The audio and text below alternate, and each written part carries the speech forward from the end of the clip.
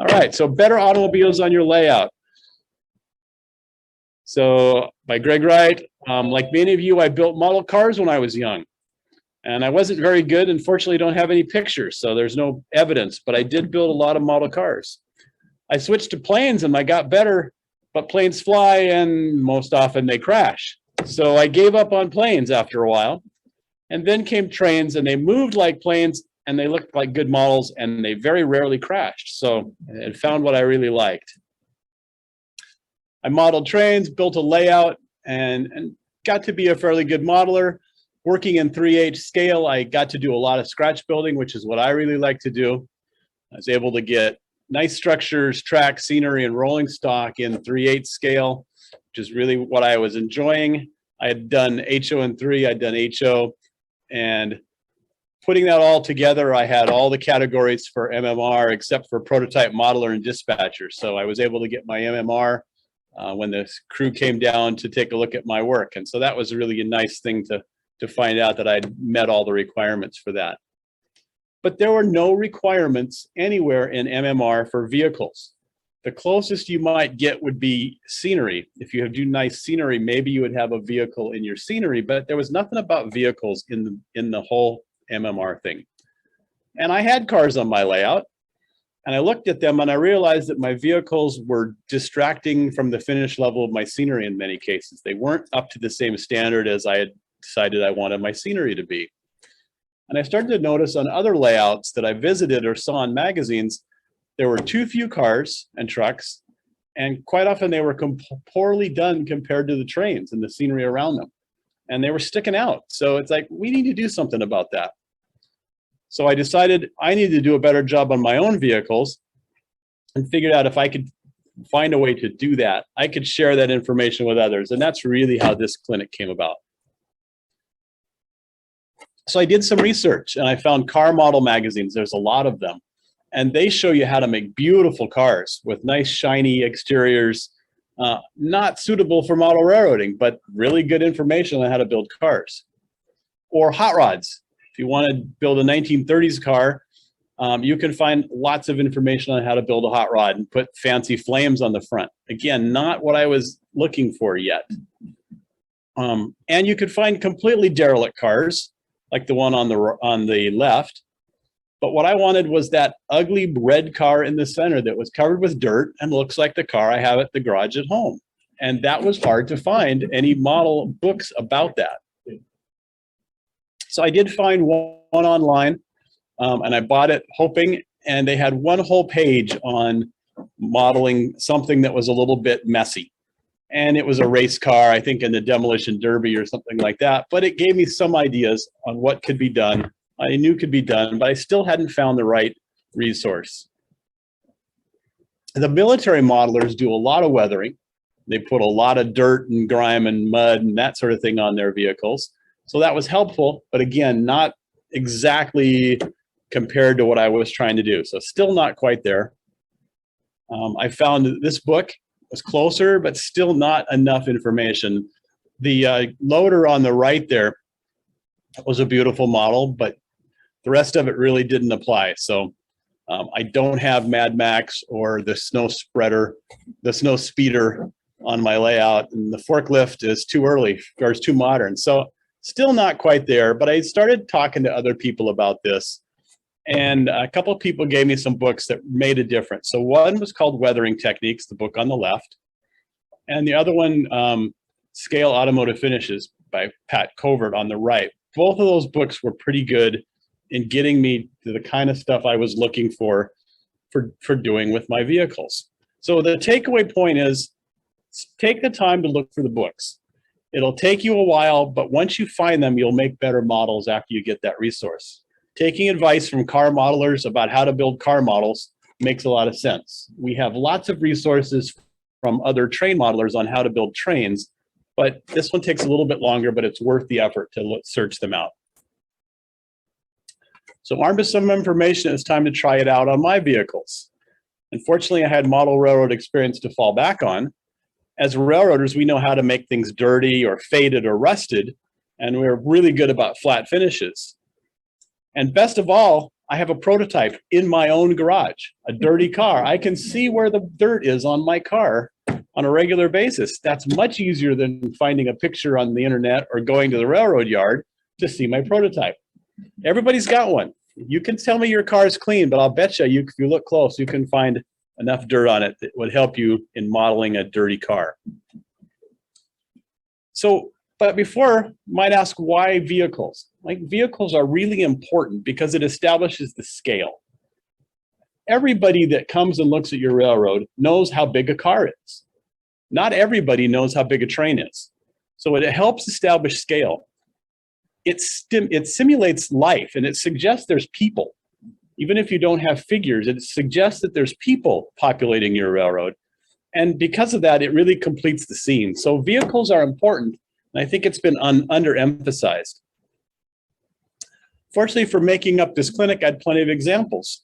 I had some examples of work I'd done that turned out well, some that hadn't been modified, and some that turned out really bad. I'll try not to show too many of those. But I had this stuff to work from, and I've been able to improve other vehicles as I've gone through this clinic to make them fit better on my layout. So what kind of improvement should we be making on our model vehicles? Well, first of all, you got to pick out some vehicles. You have to pick them right for your era. And there are lots and lots of vehicles, really in every scale now. You can find more than enough to get started on and narrow it down. So there's just a sample of, I think those are mostly 1/32 scale cars, but you can find this kind of stuff no matter what scale you're working in. So here's the things that I think you have to deal with. You have to deal with the paint and the shine and the color. And we'll talk about all three of those. Headlights and taillights, the poor plastic windows that are in a lot of vehicles, wheels and tires, missing details and oversized details. You'll find that depending on what quality, not sure where that's coming from.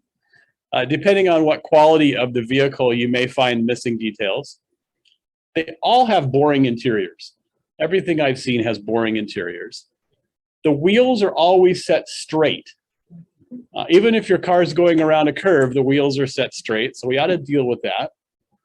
And all the vehicles, or almost all of them, are driverless, which is okay if they're parked in a parking lot, but not so good if they're in the middle of the freeway. So this is the audience participation part. What else do we need to look at when we talk about vehicles? What did I miss? License plates, good one. You didn't really miss anything, but when Tyler Whitcomb and I did the similar workshop, we pointed out that the wheels are always perfect circles. So just take a file, especially in the larger scales, a 1/32 or an old scale. Just file off a little bit at the bottom of that wheel, because wheels sitting on the pavement they look flat. Right. You don't want to make them look like there's no air in them, but you do just need to touch them a little bit. Yep. And the bigger the scale, the more important that becomes. More it shows up. Yep. Aftermarket features, brush guards, luggage racks on the roof, things like that. Especially if you're more modern. Actually, really anything from about the 60s, 50s, 60s on. That kind of stuff. Yep. Anything in the vehicle, pickup trucks, loads to the back, inside a normal automobile, groceries, magazines, something. Yep. Give them something to make them look like they're lived in. Right. Mirrors. Oh, mirrors. Okay. My co-host is helping remind me that I should be repeating what we've said. So we've talked about things in the back of the truck, in the interior of the vehicles, mirrors on the side, headlights, taillights, license plates. What else did we say? Well, you mentioned the wheels. You mentioned this, but I'd like to just emphasize it. The year is just critical. If the year of your bike is 1955 and you got a 56 Chevy, they'll spot it. Somebody will see that you've got a car that's 1 year too new. Yeah. Yes, you got to be careful about Really that. careful. So there's a bunch of things you can stumble on with your cars that will make it look wrong on your railroad. People know more about cars, or at least they think they do, than they know about the trains. And so they'll overlook some details you might have got wrong on the railroad's part, the train itself. But if you've got the 56 Chevy and a 1950 layout, somebody will see it for sure. And they'll see it and they'll call you out on it in the loudest possible way when the most people are visiting your layout. So general considerations. I'm going to be talking about 1935 because that's where I model, pre-1940. And they're going to be dirty and worn as it's the Depression years, but I'll also give you some ideas on other eras. But so just keep that in mind as I go through this. So first of all, paint. What colors should we use? Well, the model on the left is right off out of the box. That's an Ertl Mac Bulldog. And just by changing the color on it, same vehicle, changing the color just a little bit completely changes the look of that from a toy to a model. So think about what color of paint you're going to use. And surprisingly, most of the vehicles were probably going to be black. Maybe a few other colors, but mostly black. So if you're modeling in the 30s, you better have a lot of black vehicles. And I'll go through a review at the end about what other colors might be appropriate, but not a lot of variety in the 1930s. Repaint them, also get rid of that shine. That's kind of the next one. The vehicle on the left there is also stock. It's got way too much shine compared to the vehicle on the right. That's all it really got was a different color paint and a little bit of dull coat and worked on the chrome, and we'll talk about that. So the shine should go away on your vehicles. The smaller the scale, the farther you are from that vehicle, and the less shine there should be on that vehicle. And not a lot of, you don't want everything to be shining. Just as you don't want your train models to shine, you don't want your vehicles to shine. Colors, talked about that a little bit.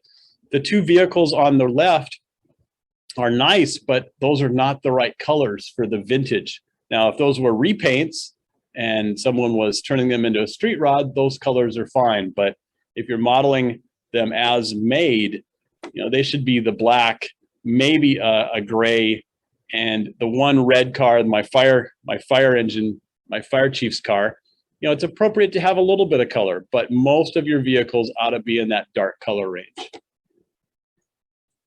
What about chrome?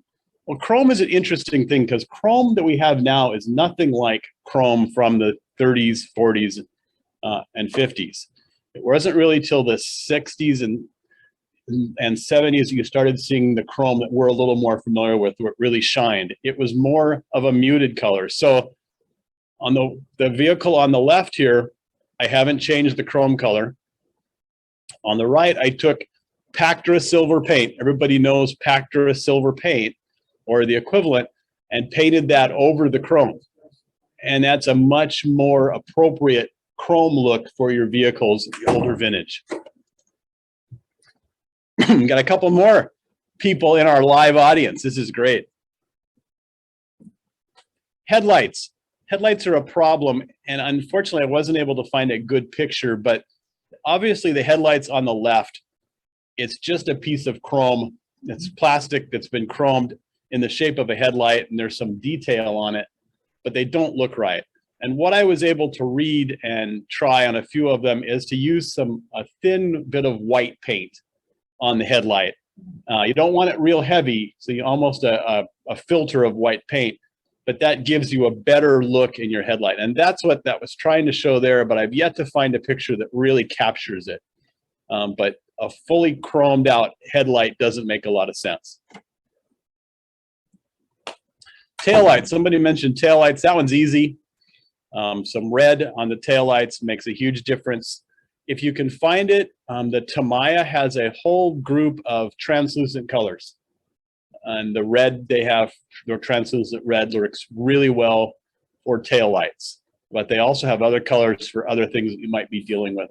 I've seen the blues and the greens. If you need to fix your signals, the green works well. They have a yellow. And again, it's a thin translucent color, but it imparts this red over the chrome. And now I've got this came out to be a really nice taillight picture I pulled off the internet. Are you getting it from Microsoft? Or have you found a better supplier for Tamiya? I haven't bought any for a long time. Used to be in the hobby shops. It's still in some hobby shops. Yeah, try to find a hobby. Well, that's true. But yeah, just changing, just adding a little bit of red on the back for, now I can tell which way my vehicle's going at a glance because it has taillights. Next is dirty faded paint. Excuse me, you know what? That Cattywampus hanging license plate was really cool. Well, we'll talk even more about license Okay. plates in a minute here, That but was thank really you. a neat detail. So we know how to do dirty faded paint. We weather our locomotives and our freight cars all the time. So, think about that. If you look closely here, there's dirt around the door and the door handle. If you look here, there's rust on the seam lines, and there's dirt here on the running board. And this one really got my whole dirty treatment. That's the oldest vehicle in the group. It's rusted, it's dirty, and it's still running, and it makes for a nice model, and it makes a contrast. Just like in your railroad modeling, you want to have a contrast of the amount of weathering. Some cars are cleaner than others because some people actually wash them. I'm not one of those, but some people do. And you want to portray that on your models. If everything's exactly the same, it loses some of the reality. So some things to correct. Poor plastic windows. This is a tough one because they're molded plastic, they shine funny, and there are mold marks up in here. And what that is there's a plastic tab that sticks it to the roof structure that holds it in place. And those are really hard to deal with. But you can do a few things like this. I put a masking tape on here and then hit it with dull coat, which made the windows dirty, but left the driver's portion clean. Now, what did I do wrong here? Did anybody know? What's that? One wiper? There was just one wiper. Yes. So I didn't realize that when I made it. Yeah, it should have been just one wiper instead of the two wiper swipe. So good eye. You caught me on that one. But even still with that, it's a much better look than what we've got over here. So windows are a challenge. You can pull all the windows out and put clear styrene or glass in there on all of them. That may be more than you want to tackle, but pay attention to your vehicle's windows. Tires or out of era wheels and tires. Nice car here, really nice looking 32 Ford.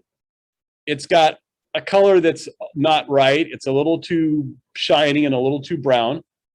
And these wheels are a dead giveaway that this is not 1930. So come over here to one of the trucks.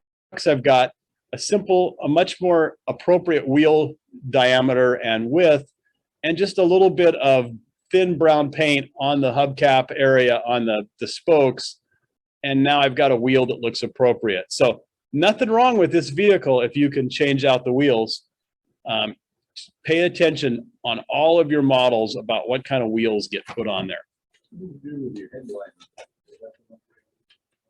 Actually, this one had a better head. This has a little bit, I lost my mouse there, a little bit better headlight casting and just the way the light's hitting it. So I didn't do anything special to that headlight.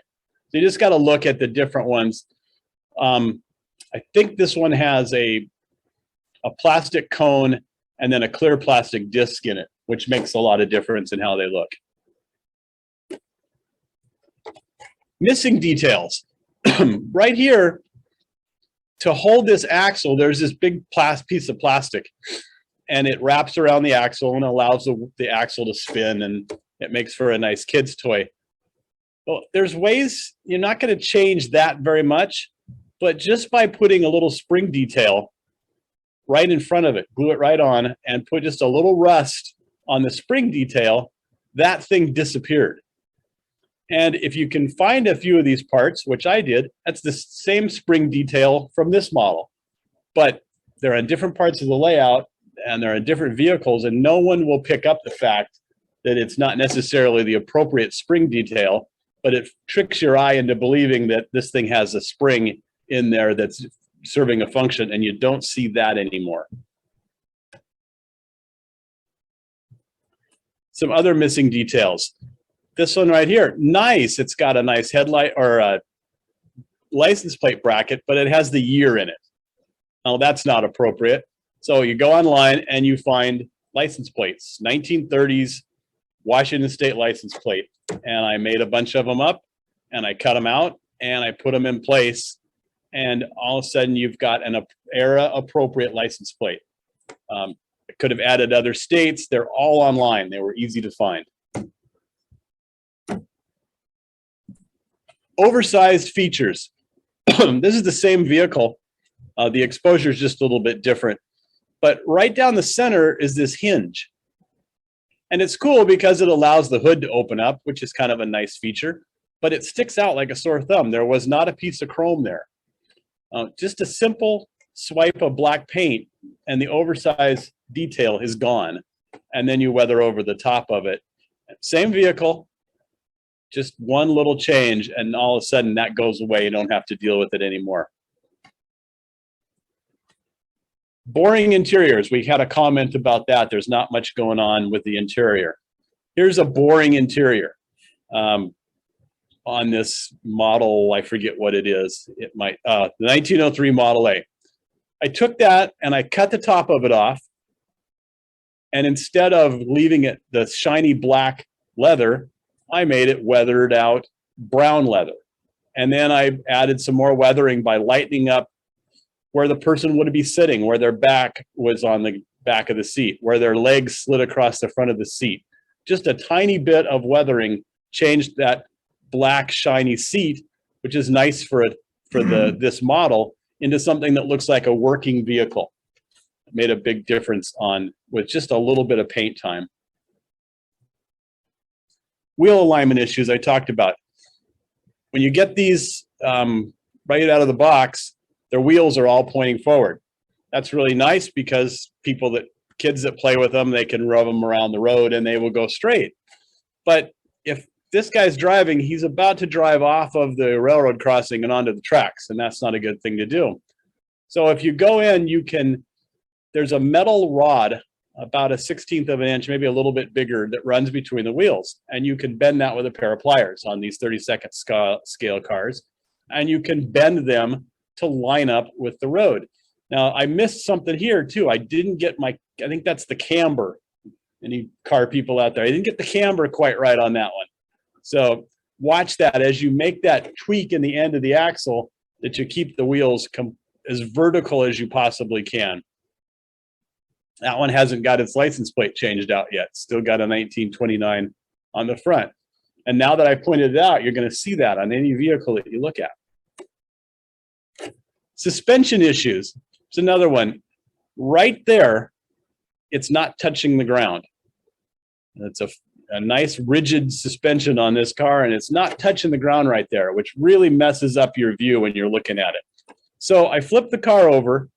I blocked up the opposite wheel. So this is the driver's front wheel that's off, and I blocked up the passenger's back wheel with a little piece of wood right there, and it brought the car back into level. Normal car with springs would do that on its own, but in a plastic model, you're not going to see that. It's not going to be able to do that. But if you can get into it at all and tweak the axle or block up the suspension, you can fix those things so that the car is now sitting like it's supposed to.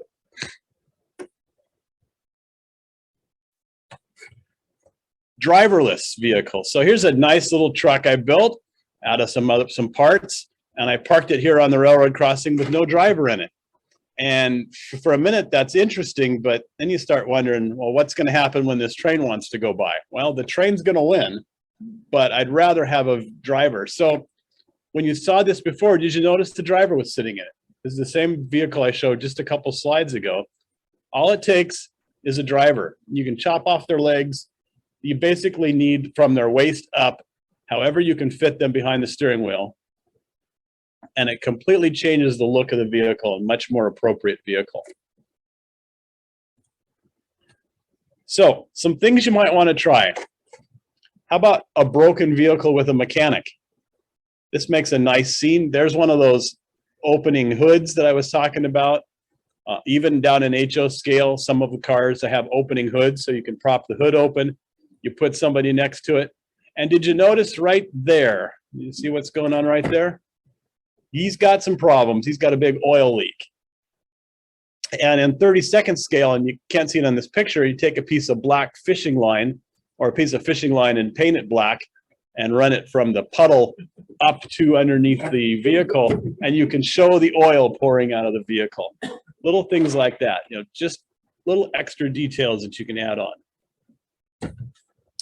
Door signs and stories. So this one's hard to read, but that is, anybody know what that one is?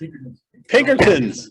Yes, that's the Pinkertons to keep troublesome people out of the railroad. And that was noticed by Ryan Bates, who's one of the troublesome people that the Pinkertons try to keep out of the railroad. Did you get the Willoughby from Twilight? Very good. Yes. Wow. Yes. That was one of my favorites. There is a episode of Twilight Zone, Good Eye, Yeah. where a guy is really wishing he could find this magical town. There is, I think, a Willoughby, Ohio. There may be where the name came from. I bumped into it on the internet. So the Twilight Zone, this guy is stressing over his job, and then when he falls asleep on the commuter train, he sees this little town called Willoughby that he wants to go to. Yeah. And he asks, when he wakes up, he asks the conductor, and they say it's not there. And it goes on for its half hour. At the very end, you know something happened, but you're not sure what. But the train is stopped, and it shows the train conductor and a funeral home attendant or an ambulance attendant putting a body in the back of a hearse. And when they close the door on the back of the hearse, it's Willoughby and Sons Funeral Home. So he found Willoughby. Yeah. So yes, good eye that you picked that one up. Loads, we had a comment about loads. This truck in particular had apparatus here for the coin slot, because this used to be a bank. And it was hard to cover that up. So a hollow crate over the top of that makes for a nice load, and it covers up what wasn't very well done that I didn't want to have to deal with. Also, you might notice that the door frame is yellow here, the door jamb. That was too bright of a yellow for me, so it got repainted with black. It's got a little bit of detailed interior. If you can open the door, that makes it a nice way to show that off without showing off too much of it. So loads in the back of your vehicle. You can have exciting loads. What's going to happen with that load? So the Acme Demolition Company with the dynamite, and you'll see this truck used in other places. But also notice it's got some dirt on the back here, then spent a lot of time washing it. It's got dirt on the wheels. It's faded on the door frame. The loads are fairly clean, which makes sense because those haven't been with this vehicle the whole time. They get unloaded when they get to wherever they're supposed to go, and hopefully they don't blow up too soon. So how would you fade the paint on that Acme? So mostly what I use for fading is you can either airbrush it with a light gray, or you can use like the chalks. And I like the weathering powders from Bragdon. And I'll take the light Bragdons, either the very gray or the first lightest brown, and go over the whole vehicle. And you want to pay attention because the top surfaces up here, anything that's facing upward, the horizontal surfaces, especially in the older vehicles, faded quickly. So I make the tops a lot more faded than the sides. And down here where you'd be stepping on the running boards, they should be either really, really dirty or almost polished clean metal from the person stepping in and out of there. Fading on the top of the fenders, here and here, and fading on the canvas here, and that's one that I haven't quite figured out. I'm guessing probably just a darkening of the canvas just to show some dirt that's gotten embedded in it over time. Open doors and hoods. If your vehicles are built such that these parts open, having a few of them open where they're parked, excuse me, go back, makes it really nice. So this is that blue car that was having the trouble with its suspension before. Got that fixed. Just pop the door open just a little bit. Don't need to be wide open. A little bit of rust down here on the panel that opens and closes to get to the engine. That makes a nice detail. It catches people's eye. There's the truck with had the mechanical problem with the hood open. And there's that one we showed before with the door open. And this person's hand is on the door, actually opening or closing it. You don't know which while he's talking to the other person, but those will bring people's eye to the vehicle. Pay attention to the handles and hinges. So what's special about this door right here? Susan, what's that mean? Hinges on the rear. The hinges on the rear and it opens forward. So the model manufacturers don't always get that right. So don't open that door if it's going to open the wrong way. So pay attention to that. What about this Model A or this Ford pickup truck? What's special about it? Looks like the wheels. There's something about that that's just probably parallax from the picture. But what about the doors on those early Model Ts? They only had them on one side. The driver's side did not open. So don't open your driver's side door on those. Have only the appropriate side open. So little things to look at. And this one gives it away because of the handle, but I had to paint that handle. It was black. So I had to find it and put a little paint on it to make it clear that those are suicide doors. And it had the rumple seat, which was kind of nice to open up too. Other vehicles, trailers, if you can find a trailer, it'd be nice to have a trailer somewhere. I think that was a horse cart originally with a different set of wheels, and I bent the, what's this part called, Jim, that goes along the side of the horse for the harness? I don't know. Anyway, bend them together, put something to represent maybe some sort of a hitch on there, and I've got a trailer from a leftover piece of stuff. Bicycles are real common. These are HO scale I found online. So bicycles are good. Motorcycles are really good. This is a 1930s Harley Davidson. It's sitting in front of my machine shop. You won't notice it, but that's actually overscaled. It's a little bit oversized. You can get away with stuff like that because this more esoteric stuff people won't recognize completely, but it makes a really nice detail. So just because you find something and you're not quite sure it's going to work, give it a try and see if it fits in your scene before you give up on it.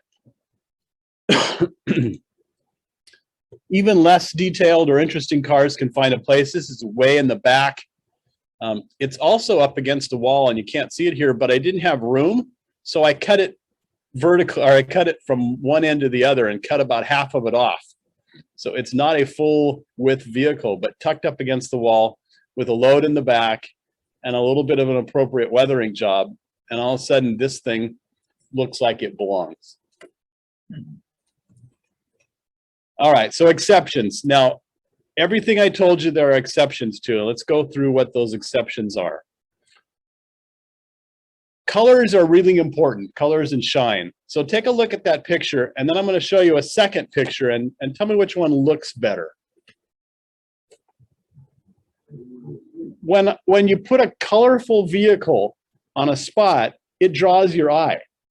So on this one here, it just kind of all blends together. The vehicle is the same color as the box car, which isn't much different than the background.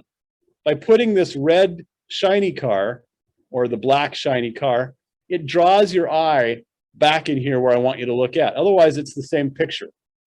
So you can use a few brightly colored vehicles to pull off certain things where you want people to see. So don't make everything black. What's that? Or distract, either one, yep. Southern Pacific did that on their steam locomotives. They would paint just the injector red. And well, you did. So the comment was that Southern Pacific painted their injectors on their steam locomotives red, and it draws your eye, and you can really pull a person's eye to what you want them to see or away from what you don't want them to see by using a little bit of color. So not everything should be black. And why did I keep this one vehicle pristine?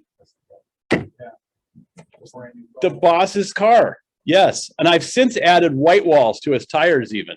But this is parked in front of the mine office, and that is the boss. And when I get to it one of these days, I have a person that's the boss's driver that's polishing the chrome.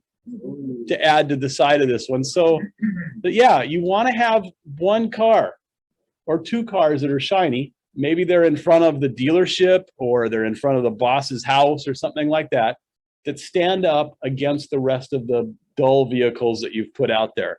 And Brian, it could creates you come more. in again on what you did for the older Chrome that's not as flashy. The older Chrome, I use testers. I think they called it Chrome, silver Chrome paint. Okay. And it just doesn't have the same shine. Yeah. And you could, I'm sure I'm not sure that paint exists anymore, but it's sort of an aluminum paint and it just kills the shine on it. Looks great. And that makes a lot of difference. Now, but this one I do want extra shiny, so you know, I'll let this one stay shiny. This one's a good example of where I could do some more work on the plastic window.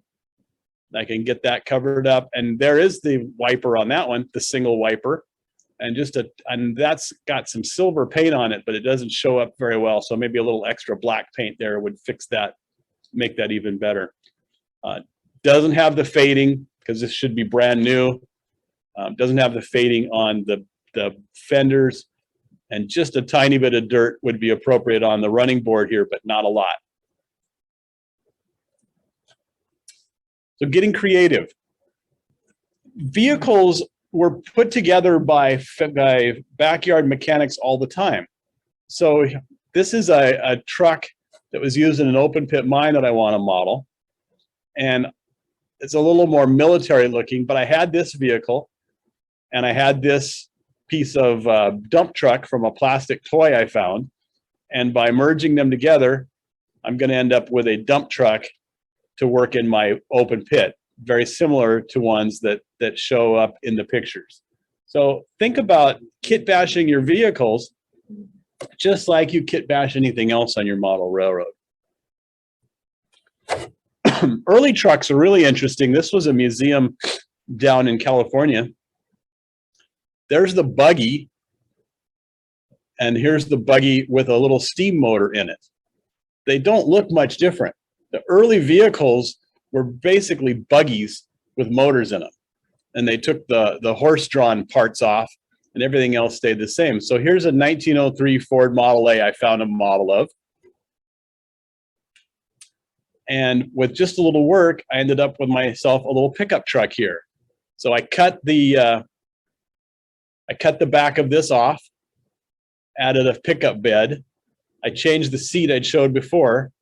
Otherwise, it's the same vehicle, and that would be very appropriate that somebody had one of these, needed a pickup truck, and they made one at the time.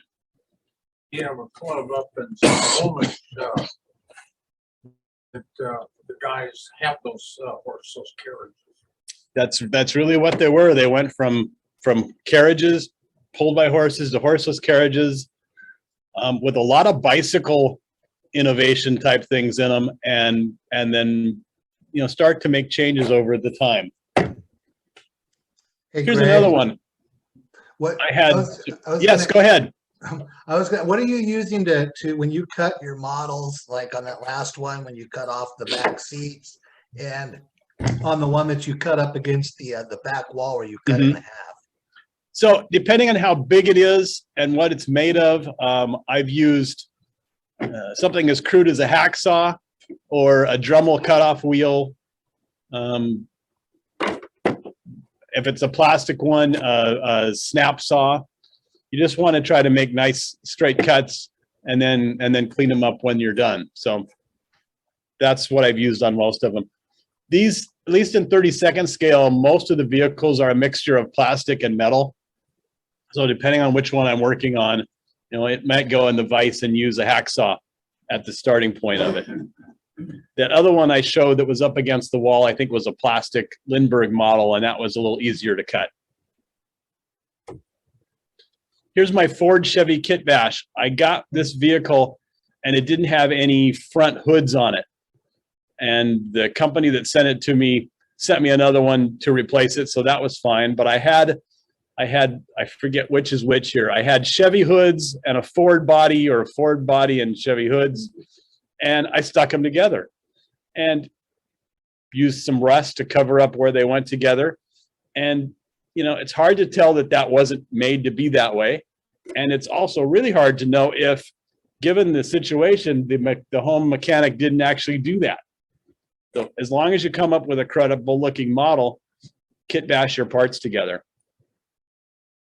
There's the weathering on the upper surfaces, the rust where he's had an engine problem of some sort, and the dirt and grime on the running board. I had some leftover parts from a 32nd scale fire truck, and I had a leftover Model A here, was already red. So put a ladder rack on the side, a chemical tank on the back, and a hose reel, and a spotlight, and a bell, and I've got a fire truck. Early fire trucks were most often chemicals. They weren't water. So this thing wouldn't have carried much water. It's too small, but you can carry a chemical tank. And the chemical you're talking about is like baking soda and vinegar, and you put the two together and they produce a foam and enough pressure, and you can shoot it out the hose. And that's how early fire trucks were built. Here's my cheap transportation kit bash. So this guy got a really good buy on this vehicle, and the motor's still there. It's just got to have a little bit of work done on it to get it back in place. So until then, he put the local cow to work so that he could get his vehicle to the tavern, which sits right over here. So what I had a vehicle. It had I'd used the cab and the cowlings and everything else on another model. So I took the parts I had left, the frame, the front axle, and the engine. I caked the engine with muck and mud and paint, but it's there. As soon as he gets the engine running and he gets it dropped back in here, he'll have a new vehicle. And for now, he's just got to drive the cow down to wherever he wants to go. Mark's models put out a whole bunch of figures in 32nd scale, and a bunch of them were Western figures, and this was the wagon driver. So found him on the internet, brought him to my house, painted on a plaid coat, put the reins in his hand, and off he goes. A really good bargain. Everything's done for it. Yeah, that's right. You can really super detail and scratch build your vehicles. Harry Avis built this one and gave it to me. It's a 1918 Model T chassis with a custom cabin bed, and he really went all out. I mean, all the wires for the engine are there for the spark plugs. All the linkages are in place. Did a beautiful job on it. So you can go as far as you want with your vehicles. Rail trucks are a popular one. So I put together this with a front end of a Model T pickup truck. I extended the back end. This was a Lindbergh model. It was plastic, so it was real easy to work with. And then I put it over a power truck actually two power trucks from a Bachmann diesel. The trailer hides one truck, the cab hides the other, the decoder, the speaker, everything else is in the back of the truck here. The tools are slopped on the sides. It's got sand coming from there. It's got this giant bell with an eagle on top. And it putters around my layout from time to time. But there were lots of vehicles used in the railroad world, really starting in about the 30s and any time after that. If you want a vehicle on your tracks, there's probably a prototype if you're willing to build it. So posing vehicles, and I put in parentheses, not just figures. We all kind of know about being careful with figures and not having them posed in positions where they're very active, about to drop the axe on the chicken's neck or something like that. It looks neat at first, but after a while, it's like, well, why isn't he doing it? Why is he holding the axe halfway through the swing? Or why is the person standing on one leg like he's reaching for something? So you have to be careful with your vehicles. What's the same with cars? And this one's a little harder to explain. In pictures, if I show you a picture of a bunch of cars on the road, your mind says, oh, it's a picture. And it's okay that they're not moving because you know it's a picture. But if I take you and I show you the same scene on my model railroad, after a minute, your mind says, well, this isn't a picture. Why aren't these cars moving? and it breaks the perception that those are not real. So you got to be careful about that. So think about where you're posing your vehicles. And I'll show you some examples. When visitors are our layouts viewing it in real time, the illusion is broken if you don't think about it. So just like figures, don't place your vehicles in dramatic positions. So here's about half of the vehicles on my layout are all parked, mostly around the tavern, and a couple over here around where some people are actually working. But cars parked make perfectly good sense. Those are not a dramatic position that messes up with your head and says, why aren't these vehicles moving? Here's a whole string of vehicles on a friend's layout, Scott Buckley's layout. And why are they all stacked up like this? Well, because the guy in front broke down. And one at a time, somebody will go by, but they haven't yet. And if you can get a figure to stand there and look forlorn into their motor compartment, their engine compartment, it's even better.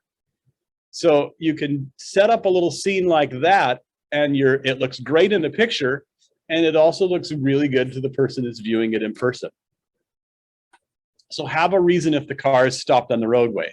Even worse, what about the stop sign or the traffic lights? More modern layouts, traffic lights, and why are the vehicles stopped at the green light? Like, got to think about those things. So what do you do with all those cars you have on your road and they aren't moving? Open the hood of the car on the first in line, or spill a load, or create a story with your vehicles, just like you do with your figures. Now there's a reason for the cars to be stopped. It'll look just as good as before, maybe even better. It uses all the road that you modeled and all the cars that you've collected, and it works in the picture just as well as it works in live viewing. So think about how you place your cars. Tell a story. So why is this unattended vehicle on the tracks? Notice which vehicle that is. It's the dynamite truck. Why is that left on the tracks? Well, it's kind of interesting, but it really shouldn't be there. Hopefully the train back here doesn't run into it. But what if we push it back here off the road or off the track, and if there's a cross buck there, it makes a little more sense of why it would be there compared to the first place I had it. Still got to worry about it. Why is it sticking out here? So let's do this. What happens when you open the hood and you have the person standing there and the train in the background? It completely changes the scene. It becomes very believable. It becomes urgent, and appropriately urgent, to get something done with it. So from better to best, figure out ways with your vehicles to make sure they're telling the story that you want to tell, and they're not distracting from the story that you want to tell. So some review. On all vehicles, kill the shine with dull coat, or whatever your appropriate favorite is. Protect the windows or portions of the windows when you do that, or you'll end up with all your windows frosted. Fade the upper facing horizontal surfaces. Anything that's horizontal should be faded. The older the car, the more it should be faded. Dirty up the wheels and the sides of the wheels. Flatten the wheels and make sure they're on the ground. Yeah, I don't find that the wheel needs to be flattened very much, but what's worse is if the wheel's off the ground. That's a much more glaring. So deal with your wheels. Park them in groups if you're going to park them, just like figures. A group of figures is much more interesting than figures one at a time placed around your layout. And add drivers and loads. And then for specific years, in the teens to 20s, they're barely much more than a wagon. So they had open seating. They used a lot of red and green in those early vehicles because they were wagon colors. And they had brass fixtures. And in the 20s and after that, the brass fixtures go away. They were too expensive. And they started to have closed seating with either hard tops or canvas tops. And they had less colors than in the 20s. They're getting more black because they're starting to be mass produced. And so they didn't go to the extra effort to add more colors. And very little dull chrome. Not much chrome. In the 30s to 1945, still mostly black, but you started to see some brown and other colors. a little bit of dull chrome. And if you're doing the Depression or the war years, things should be a little more worn.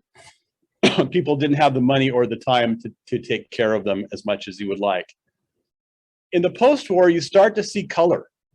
So post-war, late 40s, early 50s, you start to see more colors are available from the paint companies, but the chrome hasn't changed yet. The chrome should still be dull. It's not really till you get to the 60s and 70s that you get the bright colors that we're more used to, but not yet the metallic colors. You do get bright chrome now in the 60s and 70s. And then the last one there, I can't see on my screen, but it says, you can't see it either. The last one says that the more modern cars, very much the metallic colors, the bright chromes. And if you're really going modern, the chrome seems to be going away again. And now the cars have less chrome and more of the fancy coat color, whatever it is. And usually that's a metallic or a shiny. So just by following a couple of these things, you can make sure your car is detailed about right to your era. Again, if you're modeling the post-war era and you've got a 1930s car there, one or two, you're okay. If you're modeling the 1930s and you have a post-war car there, you're not. So you got to pay attention to that. You can go backwards, but not forwards. And that is the end. Well, well, We got some comments. Okay, So, I had some comments on the chat.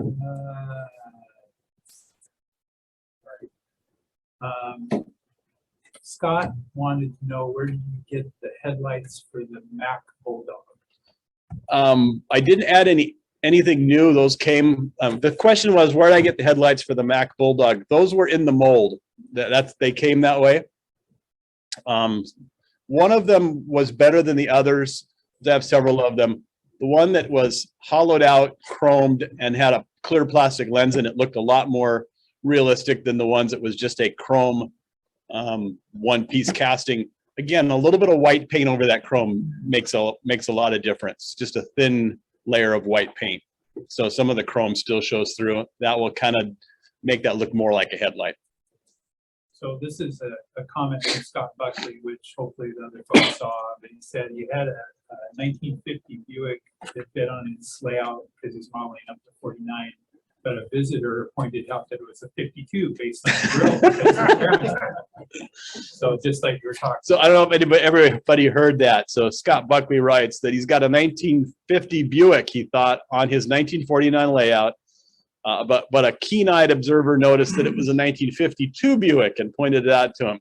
Well, So, visually, there's a big difference between the 49 and the 52 Buick. yep, and it picks up. So what Scott's planning on doing is he's going to have the most modern Buick sitting at the dealership, and then instead of out on the road somewhere, at the dealership, it just came in, and that will help with that just a little bit. But yeah, you can.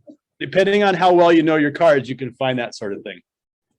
So Scott Roth says, to my eye, clear orange is really good to correct blue tinted LEDs to make them appear warm white. Do you have a source to replace prior wheels and tires? All right, so two questions. So the Tamiya orange, I haven't tried that one. That sounds like a great idea.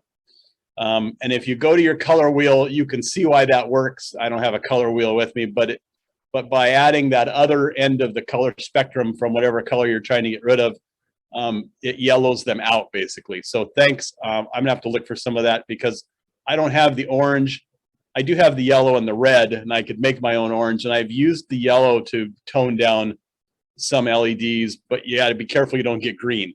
So that's a great tip. Thank you, Scott. He also has a question, how do you make the vehicle signs? So let me go back to the wheels.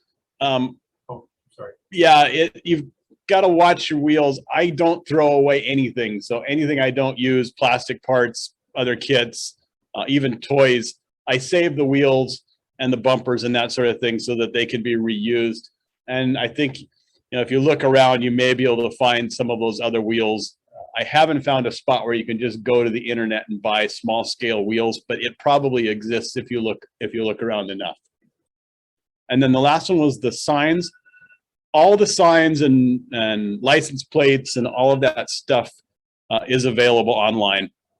And you size it to whatever you want.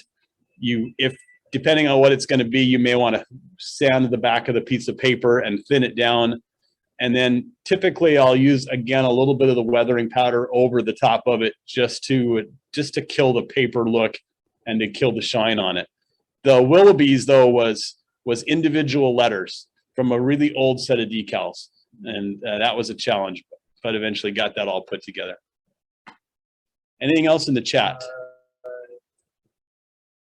Yeah, Paul Newhouse says, if I remember correctly, in horse-drawn equipment, the parts you pinch together for the trailer are called shafts. Okay. Anyway, that could very well be. I didn't have the answer to it, but yeah, I didn't want a horse-drawn cart, so I pushed them together, and fortunately, the metal casting didn't break. Could you spell that? Shaft, like you got the Oh, shaft. shaft, S-H-A-F-T. Like you got the shaft. A guy did a comic routine at the Evergreen Fairgrounds one year at a horse show. He's got a convertible, I don't know, nice looking Chevy and he's got a team of horses behind him with the shafts pointing forward, attached to the sides of his convertible. And he's driving around the arena as if he's pulling them. They're pushing him. It was hilarious to watch it going. Not as funny as my cow car, but close. But close, yeah, close. That's all. That's it. A great pose for vehicles I saw at the old gauge Aberfoyle Junction up in Ontario, Canada. They drill a hole in the layout and set a manhole cover right next to it. And they back up a work truck with a winch in a line, a bunch of guys standing around with big old vests and hard hats. And the line goes straight down into the hole. And you're absolutely convinced that there's nothing around in that layout, because why else would that line be going down there? Yeah. So Jim Sable's telling a story about a model he saw where there's a manhole cover that's been displaced on the road. And there's a hole, and there's a crane with a line going down in the hole, and model figures looking down the hole. And if you do something like that, you can watch the viewers as they come by, and they'll look down the hole. In their head, they believe that there's an opening underneath the layout. And when they step back, it's like, no, that's a layout. But those are the kind of things the stories you tell with your vehicles and your figures that really change it from a group of models to a scene. And that's really what we're trying to do. Oh yeah, John Allen had one of those infinity mirrors. Instead of coming right back at you, somehow it goes to infinity. And he had a parking garage underneath his railroad terminal, and you'd look in there, and he took his model cars and painted each side of them a different color. And in combination with that cockeyed mirror, you were that there were 150 cars parked in that garage. Yep, using mirrors, and the vehicles are great for that, because you can paint the two sides different colors, and the mirrors will show different. Seen that effectively used in a lot of layouts. Upcoming events. The PNR's convention this year is in Eugene. It's on May 11th through 14th. They've got a number of clinics. They've got a number of layouts open. They'll have modeling contests, the full thing. They're still looking for, they still have spots open for people to register. So take a look online for Eugene Railroad Convention, and this will pop up. That's where I got this picture for the PNR convention there. The 2022 4th Division Spring Meet just got announced yesterday. It'll be June 4th from 9 to 4 p.m. up in Everett.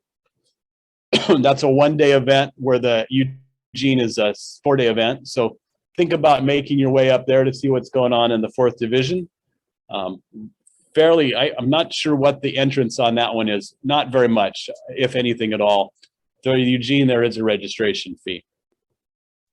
There's a fee because the lunch goes with it. Oh, okay. Thank you, Byron. So for Everett, there's a fee, but you get a free lunch. I think you have to register by May 30th or something like that, or you won't get your lunch. Correct. Next month, the the May Olympia Clinic. I don't have a topic yet, so if anybody has a clinic they'd like to present in May, I'm looking for a topic. And in June, we're going to go back to Gophers. Jim Sable, what does Gophers stand for? Greater Olympia Prototype History Engineering Research Society. There you go. Greater Olympia Prototype History Engineering Research Society. So the city of Tenino bought this caboose. I'm not sure where they bought it from, but they trucked it in. It was in interesting shape, had some interesting doors on it, and it had a cupola on it when they bought it. But they had a little problem on the way into town, and the cupola came off. They have finished the restoration of it. So that is what it looks like now. And the person that did 95% of the restoration is someone I've known since the early 1980s.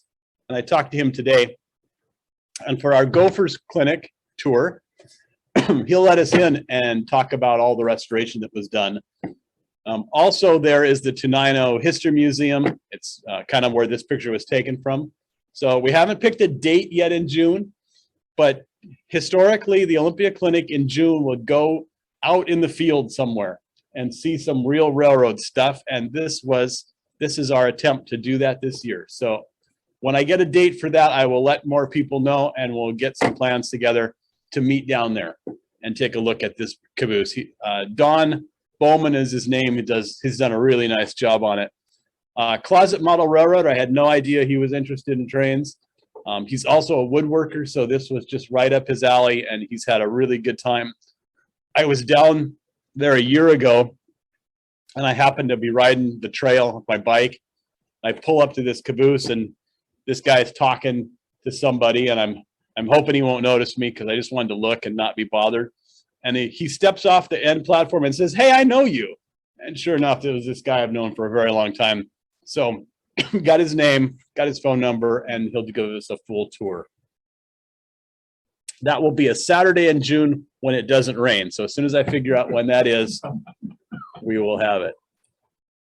And lastly, the Seattle-Tacoma 2022 National Narrow Gauge Convention. You may have noticed the bright orange shirt that I'm wearing with the logo on it. So the 42nd Narrow Gauge Convention is the Seattle-Tacoma area. We're hosting it out of the Murano Hotel in Tacoma. 4 days, Thursday, Friday, Saturday, and Sunday on Memorial Day weekend, Labor Day weekend. National Narrow Gauge Conventions are fantastic to visit. You'll see some incredible model building.